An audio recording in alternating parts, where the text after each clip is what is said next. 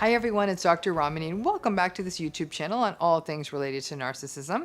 Today what we're going to be doing is unveiling a new type of narcissism we haven't talked about. Just when you think we have gone to all the corners of the attic and found them all, there's yet another one we're about to unveil. Before we get to that, please do join this channel, hit that subscribe button, and also hit that bell if you want notification. We put out new content every single day. So let's talk about this type of narcissism I'm sort of talking about sort of freshly and newly, which is the idea of the self-righteous narcissist. Now, some of you in narcissistic relationships, or any kind of relationship with a narcissist, parents, partner, whatever, you may be watching this YouTube channel and feel like, yeah, you seem like a nice enough lady, but your content isn't working for me. I mean, it might feel isolated, everything you're seeing about narcissism. The baseline description most of us give of narcissists is that they're liars, cheaters, thieves, gaslighters. They break rules in an entitled way, and they seem almost immoral at times. And these patterns are definitely not unusual in narcissism. But there is also another subset or form of behavior we can see, or form of pattern we can see narcissistic personalities take. And that is of the self-righteous, hyper-moralistic, coldly loyal, and expects that same level of loyalty, almost black and white in their moralism narcissist. It's a crossroads where rigid, moralistic, imperious, often very controlling personality styles meet all of the usual stuff of lack of empathy, entitlement, grandiosity, etc. If you are in a relationship with someone like this, or come from a family with a person or people like this, you know exactly what I'm talking about. These are the people who sort of, in a superior way, stand above people. They judge them. They sneer at them. They have contempt for them. They mock everything about them. They mock them for eating junk food. They mock them for their lifestyle habits. They mock them for their careers.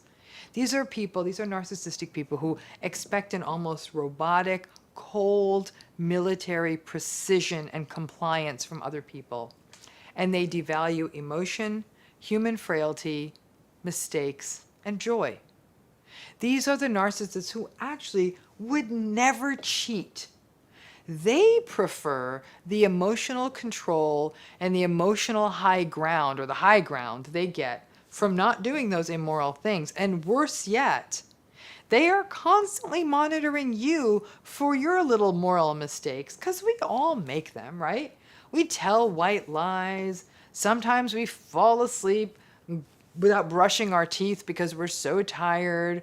We may not get up at dawn, and we may lie in bed and lollygag in bed for a bit and play Candy Crush. Maybe that's just me. I know I should be up working, but sometimes I'll stay in bed till like 7 or so and do nonsense. But self-righteous narcissists derive their narcissistic supply from being morally better than other people. They derive their sense of ego and dominance from judging other people from their moral high ground. These are narcissists who often live very precisely engineered lives. They wake up very early. They have a very sort of strict routine. They often eat rather similar things every day, where they eat snobby things like you can only get in a very certain way. They derive a lot of their identity from their work and their money, or their trappings of material success, or the fact that they live their life by a very rigid kind of a schedule, that they keep their items in a very orderly manner and may expect everyone in their environment to adhere to the same orderliness and to definitely not interrupt their own orderliness. And they'll often judge others harshly, writing them off as disgusting or lazy or bad people for even small transgressions like leaving a towel on the floor or some dishes in the sink. They make no time for joy, laughter, or just silliness. And they will, again, judge very harshly the people that do. For example, they'll have a lot of contemptuousness when people laugh, like in a really big belly laugh way, or when people watch silly reality TV or make juvenile jokes. Intimacy with narcissists of this kind of self-righteous kind is all but non-existent. And if you do manage to have sex with someone like this, it feels very surgical and clinical, without any closeness or emotion. Holidays, anniversaries, birthdays, all of those kinds of human celebrations are headaches for these people who absolutely hate the demands of these days, but because they have to be morally above everyone and they feel like they have to get it just right, they will get it right. They'll order the right cake and they'll have the right this, and then they'll hold it over your head later. When you say, can't we be more close? Can't we have more fun? Didn't I get that proper exact cake you wanted for your birthday? Now, if you grew up like this, and some of you may not know this reference, but it was like a great Santini nightmare. If you don't know the reference, look it up. If you grew up with this, it's like military precision, coldness, joylessness, orderliness, judgment, harshness. Certainly not a space in which either emotions or children can flourish, or that your own identity could grow. These kinds of narcissists always have a rage right under the surface, a rage that will erupt if their rules are not followed to a T, or if someone behaves in a manner that rocks the narcissist's morality ship. People around this kind of narcissist, especially children, can become quite skittish, anxious, and even have compulsive behaviors. They will have their own almost obsessive compulsive behaviors that will trail them into adulthood. Remember, this isn't the cheating, grandiose, larger-than-life narcissist. This is a narcissism that feels very different. And many times, people who are having to deal with or who have relationships of any kind with self-righteous narcissists may not feel that they are understood by the usual content about narcissism. I do hope this video helps, because I agree. The grandiose descriptions don't always fit what you're going through. A relationship with a self-righteous narcissist can feel very isolating because to the outside world, your life, for example, if you are in a close relationship with someone like this, looks very orderly. And your spouse or partner may actually look like the most loyal, disciplined, mature, moral person out there. Yet, your life almost feels like you're living on some kind of glacier. It's cold, precarious, isolated, and emotionless. But everyone sort of sees that it runs smoothly. I remember, this is a story that took me back when I was working on this video years ago, being in the home of someone I later recognized, over a decade later, was a real self-righteous narcissist. This man, this dude, he made way too much money for one person. And their home, when you went to it, it felt more like you were kind of in a formal hotel than a home. Like the spaces were so big. His wife actually came from rather basic means as a child. And then she ended up marrying this man who made his money as an adult. He himself came from pretty meager beginnings. I had very small children at the time I went to their house, and my daughter was hungry. So I asked if I could whip her something up. We as adults weren't going to eat. The woman, the wife, she stood perched next to my daughter, she's little, like 2 or 3 years old, who ate her mac and cheese, as kids do. And when a few noodles dropped from the dish as she was eating, this woman literally was perched right over her and quickly took a cloth and wiped it all up. As soon as my daughter was done eating, like I'm talking, like my kid's feet didn't even hit the ground, this lady cleaned up the table, disinfected it, washed every dish, and every trace of the meal was gone. I was actually starting to get hungry too and thought about taking my little girl's little mac and cheese, but I was actually pretty freaked out at that point. And I knew I had a granola bar somewhere in the car that I was going to try to eat later. Interestingly, while my daughter was eating, this woman's self-righteous narcissistic husband wandered into the kitchen. And it was interesting for me because when he came in, I sort of sensed this very subtle menace under his voice. He sort of seems like that really kind of friendly guy initially, but there's this menace. And he looked at my daughter and said, "We're a tidy eater, aren't we?" And that kind of felt scary to me. And the wife, she just looked like a Stepford wife, like the light was out of her eyes. Bless my kid's heart, because my house is chaos. My daughter wandered into the bedroom of one of these people's children. These kids had a lot of toys. The parents had a lot of money. And not surprisingly, she's 2.5, 3 years old. She wanted to play. I followed her because the vibe in this house was really off to me, and I did not want her out of my sight. Their son, who was actually a really super sweet kid, said, and he had this slight quaver in his voice, he said, "We only play with one toy, and then we put that one toy away, and then we can have another. Don't make any mess.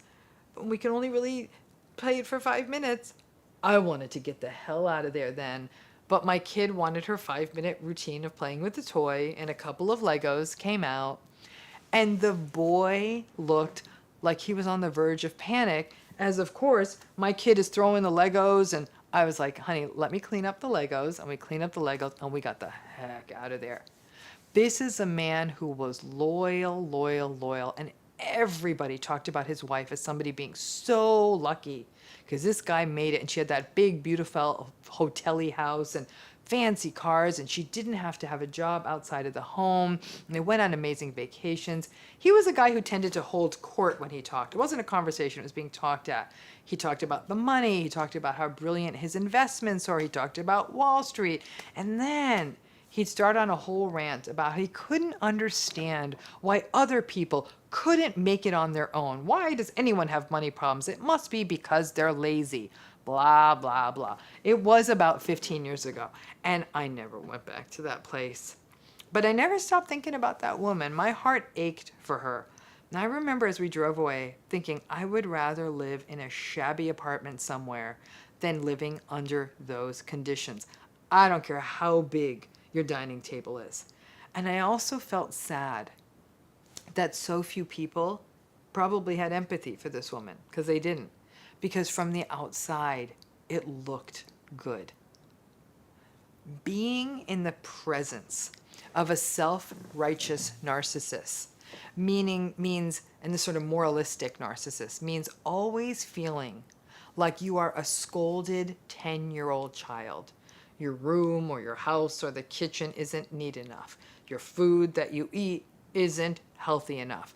Your habits are very sloppy. Your interests are childish or superficial.